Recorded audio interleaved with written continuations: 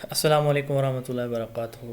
Approaches to assessment, تین طرح کی اپروچز اسیسمنٹ میں یوز ہوتی ہیں: assessment for learning, assessment as learning اور اسیسمنٹ آف لرننگ۔ پہلے میں آپ کو اپروچ کی ڈیفینیشن بتاتا ہوں، پھر ہم ان تینوں کو شارٹ وے میں ایکسپلین کریں گے۔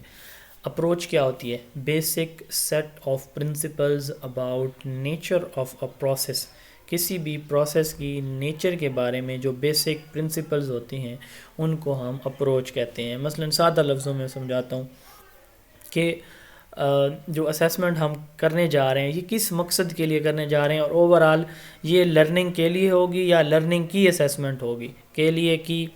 تو یہ میں تھوڑا سا آپ کو اس کو ایکسپلین کرتا ہوں کہ ایک ٹیچر دوران تدریس وہ یہ دیکھنا چاہتا ہے کہ میرے بچوں نے کتنا کچھ ان کو سمجھ آ رہی ہے یا نہیں آ رہی، ان کو سمجھنے میں پڑھنے میں کوئی مسائل تو نہیں آ رہے۔ تو وہ لیکچر اپنا سٹارٹ کرنے سے پہلے، یعنی لیکچر لیسن سٹارٹ کرنے سے پہلے یا دوران لیکچر وہ کیا کرتا ہے، اپنے بچوں کی رینڈملی اسیسمنٹ کرتا ہے، وہ ٹیسٹ لیتا ہے، سوال دیتا ہے زبانی تحریری۔ تو اس کو ہم کیا کہتے ہیں؟ Assessment for learning.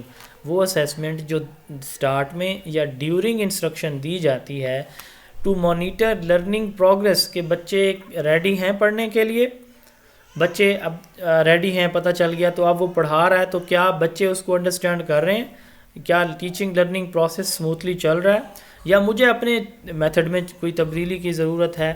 تو وہ اسیسمنٹ جو لرننگ کے لیے کی جاتی ہے اس کو اسیسمنٹ فار لرننگ کہا جاتا ہے۔ اس کی ایگزامپل فارمیٹیو اور ڈائگنوسٹک اسیسمنٹ ہیں۔ فارمیٹیو اسیسمنٹ اور ڈائگنوسٹک یہ اگلی ویڈیو میں آپ دیکھیں گے۔ اس کے بعد اسیسمنٹ ایز لرننگ، جب بچہ خود لرننگ، اپنی لرننگ کی خود اسیسمنٹ کر رہا ہے۔ میں ایک اسٹوڈنٹ ہوں، میں دیکھوں گا کہ استاد نے جو مجھے پڑھایا ہے، میتھ کی ایکسرسائز کرائی، کیا میں اس کو انڈرسٹینڈ کر پایا ہوں کہ نہیں کر پایا۔ اگر میں کر پایا ہوں تو ویل اینڈ گڈ، اگر میں نہیں کر پایا تو پھر کیا ہوگا کہ میں کہوں گا کہ یہ میرا امپروونگ ایریا ہے، یہاں سے مجھے زیادہ محنت کی ضرورت ہے، یا مجھے یہاں سے ٹیچر سے پوچھنا ہے۔ تو یہ assessment as learning self regulation ہے۔ ایک بچہ اپنی اسیسمنٹ جب خود کرتا ہے تو اس کو کیا کہا جاتا ہے؟ سیلف ریگولیشن یا اسیسمنٹ ایز لرننگ۔ اب یہ اس کی ایک اور شکل بھی ہوتی ہے، وہ کیا ہوتی ہے کہ جب ایک اسٹوڈنٹ اپنے کولیگ کی، اپنے فیلو کی، اپنے پیئر کی، تو اس کی اسیسمنٹ کرتا ہے، یعنی دو اسٹوڈنٹ آپس میں یا دو سے زیادہ اسٹوڈنٹ آپس میں ایک دوسرے کی جب اسیسمنٹ کرتے ہیں تو اس کو ہم کیا کہتے ہیں؟ Assessment as learning. اس کے بعد اسیسمنٹ آف لرننگ، جب ایک ٹیچر نے چیپٹر یا ٹاپک پڑھا دیا، پڑھانے کے بعد وہ اس چیپٹر یا ٹاپک کی اسیسمنٹ کرے گا، تو یا ایک سیشن مکمل ہو گیا، سال مکمل ہو گیا، تو اس سال کے بعد وہ جو اسیسمنٹ کرے گا وہ کس چیز کی اب کرے گا؟ وہ جو اس نے پڑھایا ہے یہ اس کی اسیسمنٹ کرے گا۔ اس کو کہا جاتا ہے اسیسمنٹ آف لرننگ۔ یہ کب ہوتی ہے؟